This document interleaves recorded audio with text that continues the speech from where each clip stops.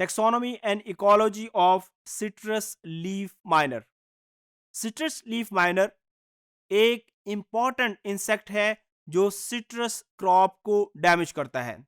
Citrus leaf miner का जो scientific name है वो फाइलोनिस्टस सिट्रेला है।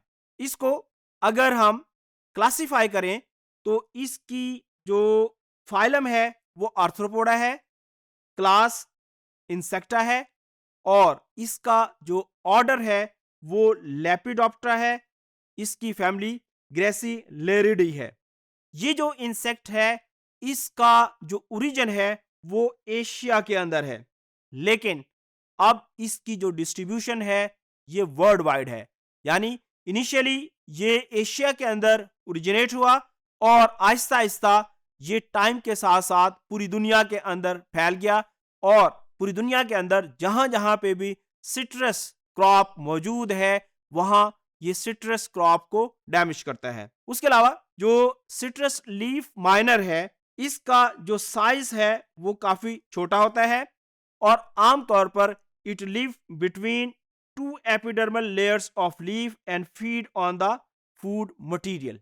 आमतौर पर ये जो पत्ते की दो लेयर्स के दरमियान रहता है, और जैसे जैसे ये फीडिंग करता है ये आगे मूव करता चला जाता है, और ऐसा महसूस होता है जैसे एक माइन है।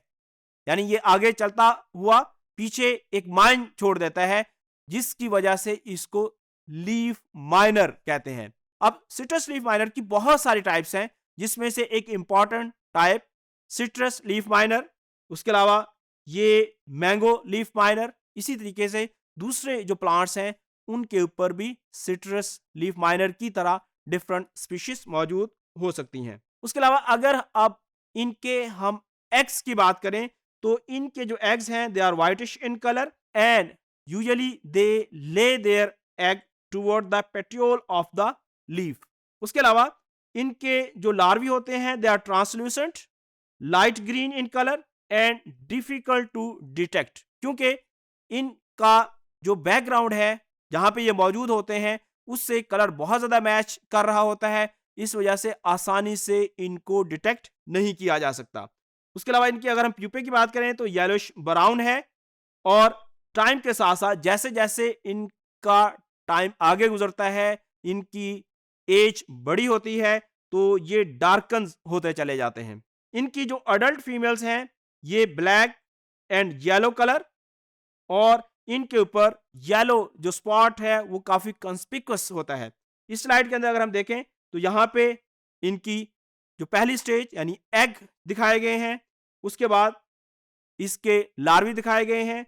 यहाँ पे ये जैसे जैसे आगे मूव करते हैं तो पीछे जो है एक माइन नजर आना शुरू हो जाती है, एक टनल की तरह का स्ट्रक्चर हमें नजर आता है। उसके अलावा ये इसका प्यूपा है और ये इसकी अडल्ट स्टेज यहाँ पे दिखाई गई है। अब इसके अगर हम डैमेज की बात करें तो जो सिट्रस लीफ माइनर है इसका जो डैमेज है उसकी वजह से लीफ डिफॉर्मेशन हो जाती है, यानी पत्ते की जो शेप है वो खराब हो जाती है। यहां अगर हम इस स्लाइड के अंदर देखें तो सिट्रस फ्रूट के ऊपर अटैक हुआ है और उसके जो लीफ की शेप है वो बुरी तरीके से मुतासर हुई है।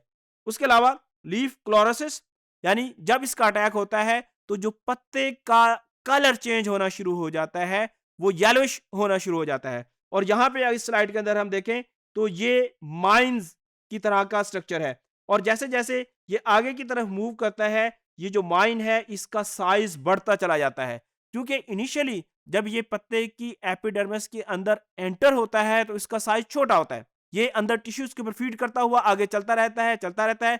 जैसे जैसे इसका साइज बड़ा होता है तो माइन का जो साइज है वो भी बढ़ता चला जाता है। उसके अलावा ये टिश्यूज की नेक्रोसिस स्टार्ट कर देता है और अल्टीमेटली पत्ते पौधे से नीचे गिरना शुरू हो जाते हैं। अब इसको कंट्रोल करने के लिए बड़ा इंपॉर्टेंट है कि इसकी रेगुलर मॉनिटरिंग की जाए। उसके अलावा मुख्तलिफ किस्म के जो फेरोमोन ट्रैप्स हैं, फेरोमोन ट्रैप्स का इस्तेमाल करके हम इनके जो मौत है उसको पकड़ सकते हैं। उसके अलावा इसका जो इंपॉर्टेंट कंट्रोल बायोलॉजिकल कंट्रोल है, बायोलॉजिकल कंट्रोल के अंदर हम मुख्तलिफ किस्म के जो नेचुरल एनिमीज हैं उनका इस्तेमाल कर सकते हैं। उसके अलावा बहुत सारे प्रीडेटर्स और पैरासाइट्स का इस्तेमाल किया जाता है। बहुत सारे जो केमिकल्स इनको कंट्रोल करने के लिए इस्तेमाल किए जाते हैं, उसके अंदर एबामेक्टिन, इमिडाक्लोप्रिड और स्पाइनोसिड यूज किए जाते हैं। तो ये जो सिट्रस लीफ माइनर है, हमने देखा कि बेसिकली इसका जो ओरिजिन है वो एशिया के अंदर है, लेकिन अब ये तमाम वो एरियाज वर्ल्ड वाइड जहां पे सिट्रस क्रॉप मौजूद है वहां तक ये फैल चुके हैं और ये सिट्रस क्रॉप को डैमेज करते हैं। ये जो पत्ता है उसकी दो जो लेयर्स हैं उसके दरमियान में रहता है, उसके ऊपर फीड करता है, टिश्यूज को डैमेज करता है और आगे चलते हुए ये अपने पीछे माइंस बनाता है। और ये जो माइन है इसका साइज जैसे जैसे इंसेक्ट का साइज बड़ा होता है, इनका साइज भी बड़ा होता चला जाता है और इसकी वजह से जो पत्ता है वो अपनी असल जो शक्ल है वो खो देता है, उसकी कलरेशन चेंज हो जाती है और अल्टीमेटली जो पत्ता है वो ड्रॉप कर जाता है पौधे से। इनको कंट्रोल करने के लिए हम मुख्तलिफ स्ट्रेटजीज का इस्तेमाल करते हैं, जिसमें बायोलॉजिकल कंट्रोल है। इसके अंदर हम पेस्टिसाइड का इस्तेमाल कर सकते हैं। पेस्टिसाइड्स के अंदर हमने कहा कि एबामेक्टिन, हम इमिडाक्लोप्रिड और स्पाइनोसिड जैसे इंसेक्टिसाइड्स इस्तेमाल करते हैं। नेचुरल कंट्रोल के अंदर बहुत सारे जो नेचुरल प्रेडेटर्स हैं और पैरासाइट्स का इस्तेमाल किया जाता है।